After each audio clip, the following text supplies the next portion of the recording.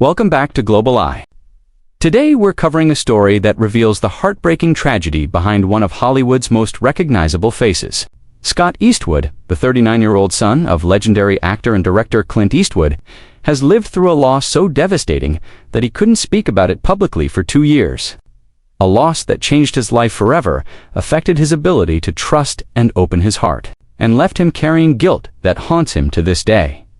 In 2016, Scott finally opened up about the death of his girlfriend, Jewel Brangman, a 26-year-old aspiring model and gymnastics coach who was killed in what should have been a minor car accident in 2014. The tragedy wasn't just that she died, it was how she died. A faulty airbag exploded, shooting a projectile through her body and splitting her spine in what Scott described as a simple fender bender. She was the 8th person killed by defective Takata airbags, a safety scandal that would become the largest automotive recall in U.S. history. And for 2 years after her death, Scott couldn't bring himself to call her father or even send flowers to her memorial. If you're new here, subscribe and hit that notification bell, because this isn't just a story about tragedy. It's about guilt, grief, and how growing up as Clint Eastwood's secret son shaped a man who struggles to this day with intimacy and relationships. Let's dive into the heartbreaking past of Scott Eastwood to understand Scott Eastwood's tragedy. We need to start at the beginning. Scott Clinton Reeves was born on March 21, 1986, in Carmel, California, to Jocelyn Reeves, a flight attendant, and Clint Eastwood, one of Hollywood's biggest stars. But Scott's existence wasn't celebrated or publicly acknowledged. In fact, it was hidden. His birth certificate reads, "Father declined," a permanent legal record that his famous father didn't want to claim him. Scott and his younger sister, Catherine, born in 1988, grew up in Hawaii with their mother, while Clint remained in a long-term relationship with actress Sandra Locke in Los Angeles. Scott's existence wasn't even publicly known until a tabloid expose in 1990 revealed that Clint had fathered 2 children. During his affair with Jocelyn Reeves, even then, mainstream media largely ignored the story. Scott grew up knowing his father was one of the most famous men in the world, but he couldn't talk about it, couldn't claim that identity, and saw his father only occasionally. Imagine being a child and knowing that your father is celebrated worldwide, that millions of people admire him, but he won't publicly acknowledge that you exist. The relationship between Scott and Clint was complicated and distant during Scott's childhood. According to multiple interviews, Clint didn't give Scott special treatment. There were no favors, no easy paths into the industry, no public father-son bonding that would cement Scott's place in the Eastwood legacy. When Scott returned to California for high school and began pursuing acting, he auditioned under his mother's surname, Scott Reeves, specifically to avoid riding on his father's coattails. He was getting passed over for roles in his father's films while landing small parts elsewhere, a pattern that reinforced the message that he was on his own. It wasn't until 2006, when Scott was 20 years old, that he finally got a role in one of his father's films, appearing in Flags of Our Fathers. He worked with Clint again in Gran Torino in 2008, playing the character Trey. Only then did Scott change his professional name from Scott Reeves to Scott Eastwood, finally claiming his father's famous surname publicly. But by that point, the damage of growing up feeling unwanted and unacknowledged had already been done. That childhood of secrecy, of being the son who couldn't be publicly claimed, shaped Scott's ability to form relationships and trust people with his heart. Sometime around 2013 or early 2014, Scott Eastwood met Jewel Alexandra Brangman. She was 26 years old, a few years younger than Scott, and working as a model and gymnastics coach in Southern California. She wasn't from Hollywood's elite circles. She wasn't chasing fame or trying to use Scott for his connections. She was genuine, down-to-earth, and according to the photos she shared on social media, completely in love with him. In her Instagram posts from 2013 and early 2014, Jewel referred to Scott as her partner in crime, my love, and my better half. The photos they shared together paint a picture of a happy, normal couple enjoying life. There were pictures of them in Hawaii, at sporting events, on road trips. Hanging out at Christmas and New Year's Eve, Jewel would post sweet captions about their adventures together, about being grateful for him, about their life as a couple. For Scott, who had grown up feeling like he couldn't trust people's motivations because of his famous last name, Jewel represented something real. She loved him for who he was, not because he was Clint Eastwood's son. In his 2016 interview with GQ Australia, Scott opened up about what Jewel meant to him. He said he had lost friends before, lost some great friends, but he had never lost someone he had been really intimate with in that way, in a relationship. The distinction is important. This wasn't just someone he knew or cared about. This was someone he had opened his heart to, someone he had been vulnerable with, someone he had allowed past the walls he'd built up during a childhood of feeling unwanted and unacknowledged. For someone like Scott, letting someone in that deeply was a risk, an act of trust that didn't come easily. According to Jewel's father, Alexander Brankman, Scott and Jewel had actually broken up 6 to 9 months before her death in September 2014, so they were no longer together when the accident happened, which adds another layer of complexity to Scott's grief. He had been intimate with this woman, had loved her, had let her in, and then they had separated. And just when he might have been processing that loss, working through whatever had caused their relationship to end, she died suddenly and violently in a way that should never have happened. On September 7, 2014, Jewel Brankman was driving from San Diego to Los Angeles in a rented 2001 Honda Civic. It was a routine drive, the kind thousands of people make every day along that stretch of California highway. According to the accident report, Jewel re-rented a van. It was what Scott later described as a fender bender, the kind of minor accident that typically results in nothing more than some vehicle damage. Maybe whiplash, perhaps a trip to the emergency room for precautionary x-rays. People walk away from accidents like this every single day. But Jewel Brankman didn't walk away. When the collision occurred, the airbag in her Honda deployed as designed, but something went catastrophically wrong. The airbag exploded with far more force than intended, shooting a metal projectile through her body. Scott's description to GQ Australia was graphic and haunting. He said the airbag shot a projectile through her body and split her spine. She was killed instantly by the very safety device that was supposed to protect her. She was just 26 years old. The cause of Jewel's death was eventually confirmed by U.S. safety regulators and Honda Motor Company as a defective Takata airbag. Jewel became the 8th person killed by these faulty airbags, but she wouldn't be the last. As of April 2016, the death toll had risen to 11 people, and the scandal prompted the largest automotive recall in U.S. history, affecting 24 million vehicles in the United States alone. These airbags had a manufacturing defect that caused them to explode with excessive force, turning a safety device into a lethal weapon. Jewel's father, Alexander Brankman, filed a wrongful death lawsuit against Honda, Takata Corporation of Japan, and the rental car company that had rented Jewel, the 2001 Honda Civic, in a heartbreaking interview with San Diego's ABC 10. Alexander said his life changed, and it was horrific. He said airbags are supposed to save lives, not be the cause to take them.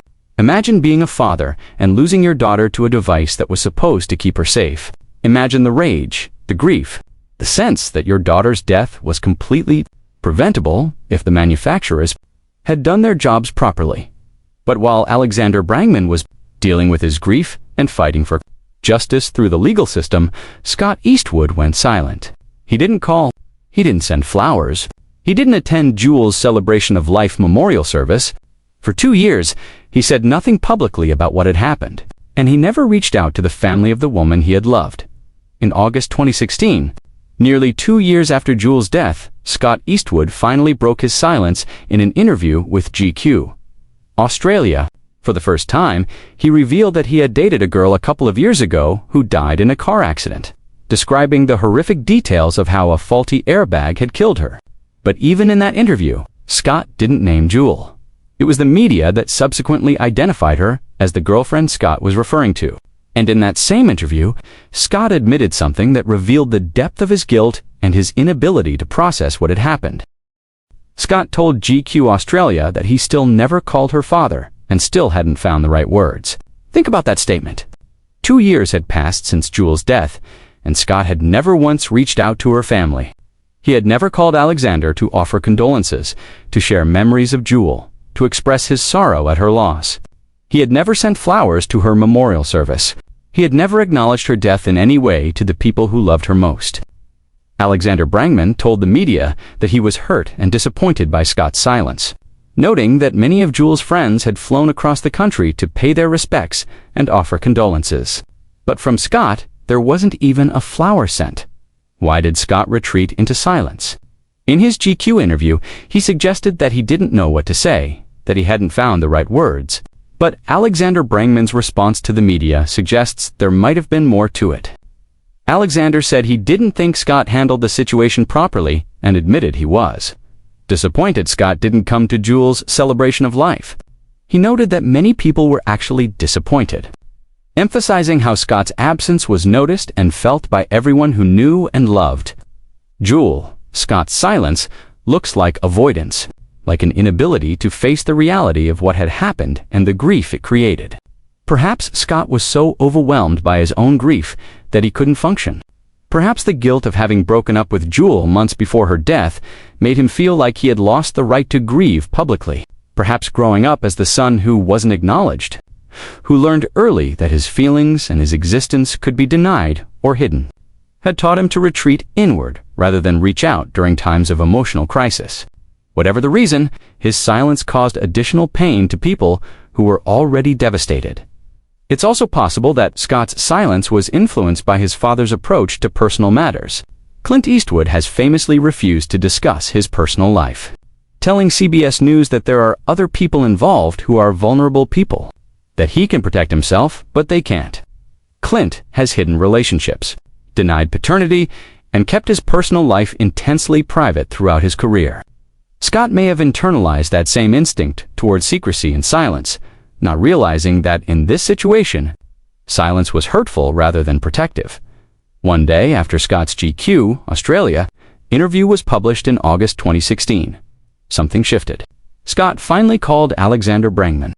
After 2 years of silence, after the GQ interview made Scott's guilt and avoidance public, Scott picked up the phone.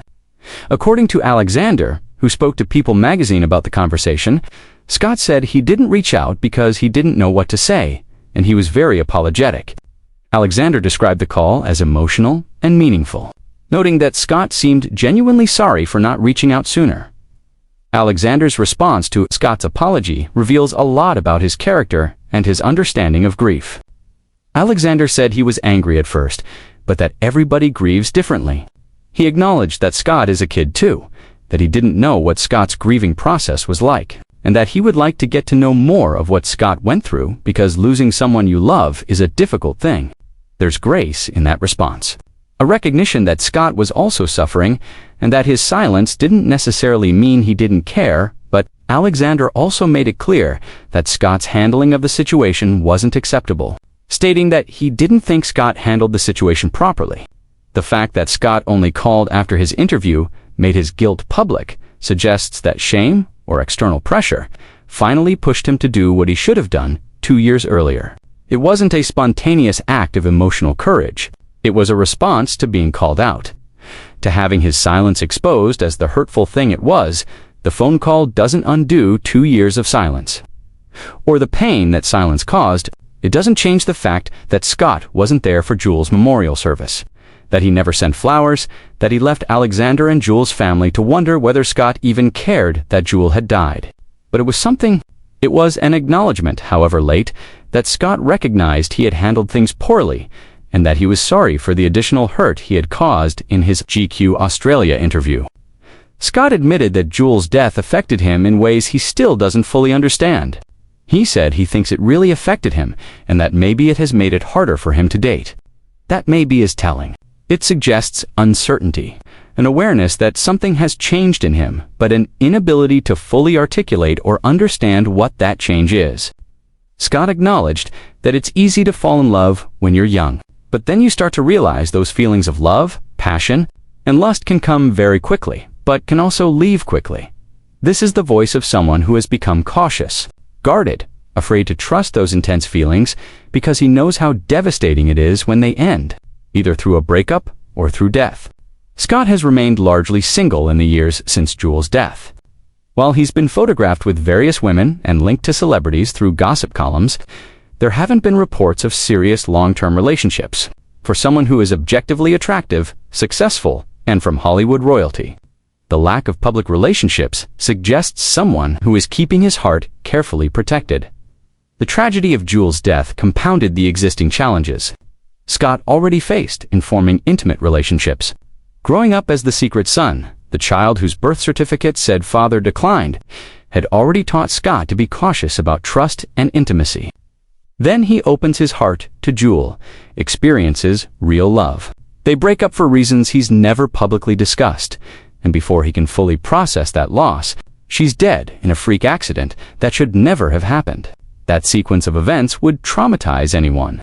But for someone who already had deep-seated issues around abandonment and worthiness, it was devastating. Scott told GQ that he's never told anybody about the details of Jewel's death before that interview. 2 years of carrying that knowledge alone, 2 years of seeing the images in his mind of what happened to her, 2 years of guilt over not calling her father, 2 years of unprocessed grief. That's a heavy burden to carry silently. In recent years, Scott has focused heavily on his career, starring in major franchises like Fast and Furious, Suicide Squad, and Pacific Rim. He's also pursued physical challenges and hobbies like Brazilian Jiu-Jitsu, which he was introduced to by his late friend Paul Walker. Work and physical training are classic avoidance mechanisms, ways to stay busy and distract yourself from emotional pain you're not ready to confront. What makes Scott's story particularly poignant is how it mirrors patterns established by his father. Clint Eastwood has 8 known children by 6 different women. He was married twice and had numerous affairs and relationships that he kept secret for years. Clint has been described by those who know him as emotionally distant, someone who compartmentalizes his personal life and refuses to publicly acknowledge or discuss his relationships and children.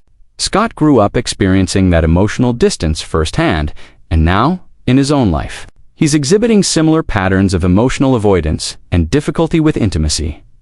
In January 2025, Scott gave an update on his 94-year-old father following the death of Clint's longtime girlfriend, Christina Sandera, in July 2024. Scott told People magazine that his father is doing good, describing him as a survivor and a trooper. When asked what he learned about resilience from his father, Scott said, "It's in their blood that you don't complain, you don't whine, you just do. That's the Eastwood way. Suppress your emotions. Just keep working and pushing forward." That approach might have helped Clint survived the Great Depression and built an incredible career. But it's also left a trail of broken relationships and emotionally damaged children in its wake. Scott's sister, Catherine, has publicly feuded with half-siblings, and Clint's ex-wife, Dina, resulting in Catherine being cut out of Clint's life in 2025. Multiple Eastwood children have complicated relationships with their father and with each other, suggesting a family system where emotional communication and healthy relationship patterns were never modeled or taught. Scott has said his father is the reason he's in the entertainment industry, comparing it to how anyone might follow in their father's professional footsteps. But what Scott has also inherited is his father's inability to process and communicate emotions, his tendency towards secrecy and compartmentalization, his difficulty maintaining long-term intimate relationships. These patterns don't just affect Scott's romantic life, they affect every relationship he has, making it harder to trust, harder to be vulnerable, harder to ask for help when he's struggling. The tragedy of Scott Eastwood isn't just that his girlfriend died in a freak accident. It's that the childhood wounds inflicted by growing up as the secret son, combined with the trauma of losing Jewel and his subsequent guilt and avoidance, have created a person who struggles deeply with intimacy and emotional expression. At 39 years old, Scott is still navigating the aftermath of both his upbringing and Jewel's death, still trying to figure out how to let people in without being destroyed when they inevitably leave or are taken away. Recent interviews show Scott trying to be more open and reflective about his past. The fact that he finally spoke about Jewel publicly, even if it took 2 years, suggests some progress in his ability to confront painful emotions. But healing from this kind of trauma is a lifelong process. And for someone who learned early that vulnerability gets you hurt and emotions should be suppressed, every step forward is a battle. Scott Eastwood's heartbreaking past reveals a man shaped by childhood rejection, devastating loss, and learned patterns of emotional avoidance that make intimacy terrifying. The death of Jewel Brangman in 2014 didn't just take away someone he loved. It confirmed his worst fears about opening his heart, about trusting that love could last, about believing that he deserved to be loved without conditions or eventual abandonment. Today, Scott is successful by Hollywood standards. He's carved out a career in major action franchises. He's maintained his physical fitness and rugged good looks. And he's managed to emerge from his father's shadow enough to have his own identity. But professional success doesn't heal emotional wounds. And the tragedy that changed his life forever still affects him every day in ways both visible and invisible. Whether Scott will eventually find love again, whether he'll be able to work through his trauma enough to sustain a long-term relationship, whether he'll break the Eastwood pattern of emotional distance and failed partnerships remains to be seen. But one thing is certain. Behind the handsome face and the action hero roles is a man, carrying pain that most people will never see, and a loss that changed him forever. What's your perspective on Scott Eastwood's story? How do childhood wounds affect our ability to form adult relationships? And what responsibility do parents have for the emotional patterns they pass down to their children? Share your thoughts respectfully in the comments below. If you found this deep dive moving and informative, please give it a thumbs up and subscribe to the channel for more untold stories about the human side of Hollywood. Hit that notification bell so you never miss our next video. Thanks for watching, and remember, behind every celebrity is a human being carrying struggles we rarely see.